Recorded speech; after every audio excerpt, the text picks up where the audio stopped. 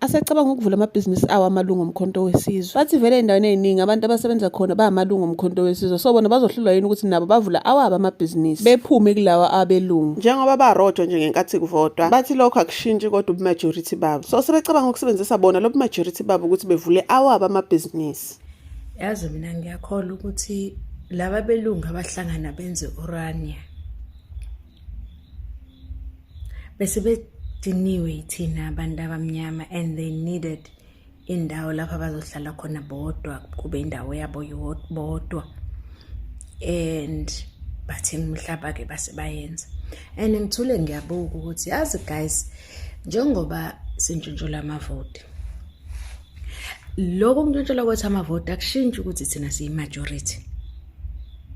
Ezalona, why is it that singahlangani sivele siyiphushele into yethu nje guys?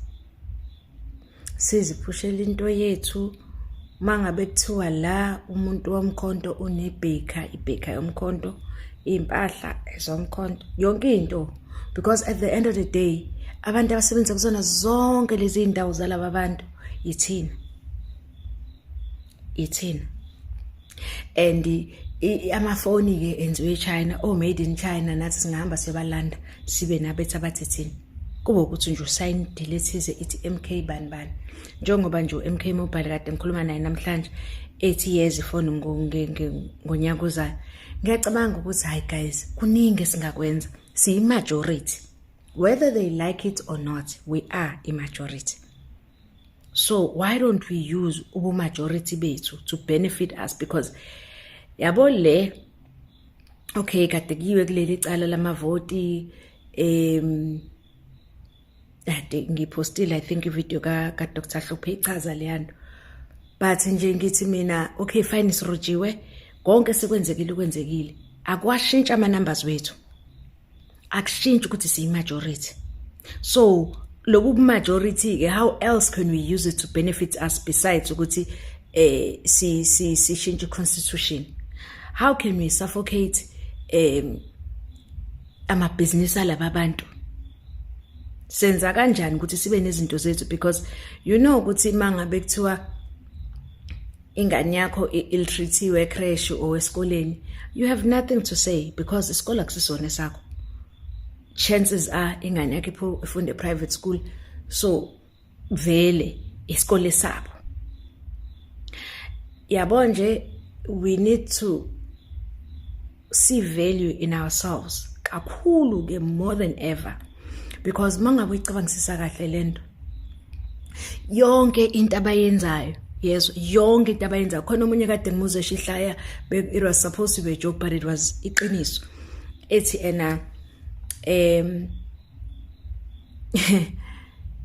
umuntu omnyama kunzima ukumkhulisa because kuwabantu abamnyama ingane raised by village, kodwa kubelungu ingane idinga umevisi oyedwa nje uqhwaba. Ngane zabo zonke ikhuliswa yithina. Mina my grandma ubesebenza emakitchen,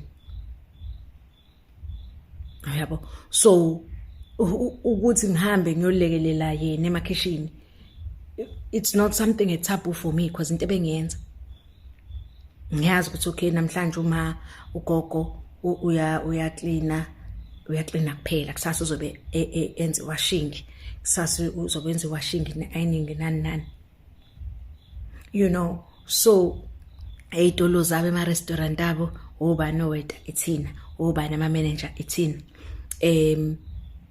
It doesn't matter ukuthi uyaphi, si everywhere. So why singasebenzisi ubuningi bethu to benefit us? Ngiya-understand kakhulukazi sihlezi sishawa i-capital because abantu abanemali bawogombela kwesabo.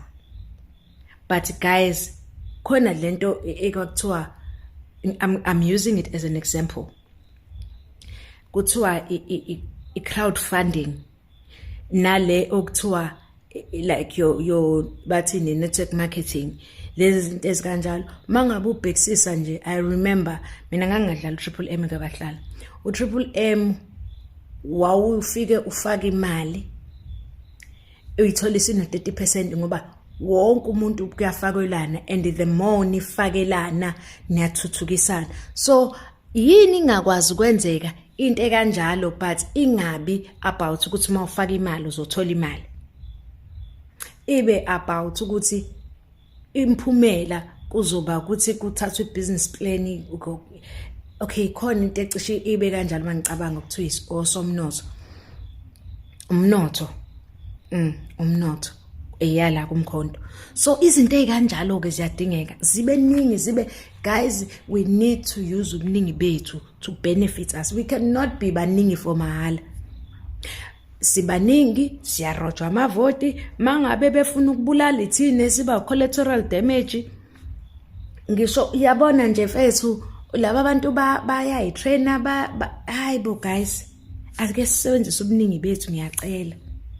Sibaningi, yebo sintshotshwela amavoti ngiyavuma, angiphiki, kodwa entshotshweleni kwethu amavoti still sibaningi.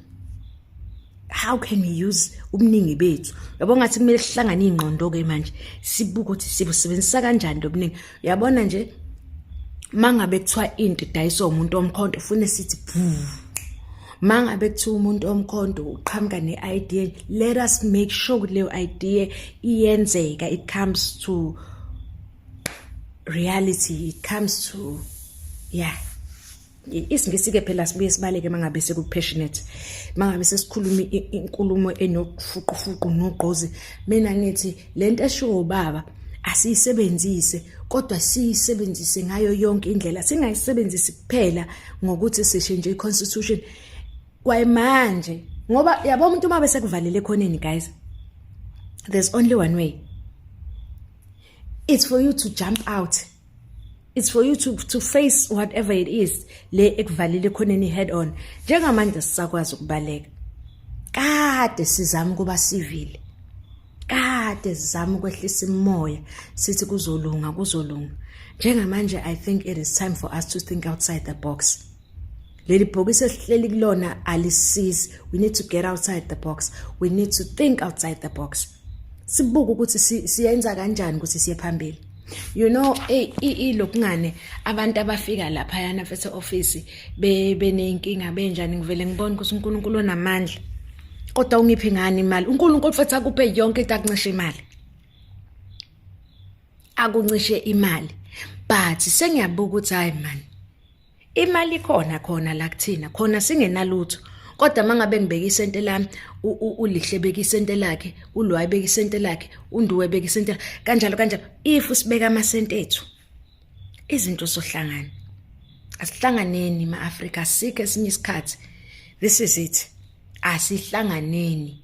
Siyeke ukumonelana. Sazi ukuthi akuvela kanye ngemadlobe embongolo.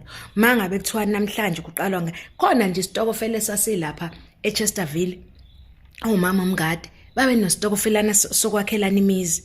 Asenzeni izinto ezikanjalo guys, izinto ezisisa phambili. Kwazi ukuthi kulonyaka yonke imali bekwayibekela ukuthi kwakho umuzi kaNandi, next year yonke imali bekwayibekela ukuthi kwakho umuzi kaSibanibani, kanjalo. But inkinga i-trust isisilahlekele because sesi channelwe kakhulu, sikurufwe kakhulu la emakhanda ukuthi singathembeki. Uyazi uthi umuntu efaka imali yakhe besaba ukuthi kazi mina uyoyifaka ningimina. Guys, ake sithembeke, senzeni izinto ngeqiniso, silekelelane, siphushane siye phambili. Sibaningi guys, ngeke sibe baningi kangaka, sihlupheke kangaka. Asikwazi. There has to be something. Something has got to give, guys. Something has got to give. Please, ma-Afrika mahle, ake hlanganeni, siphusheni. Sibe imbumba, sibe into eyodwa.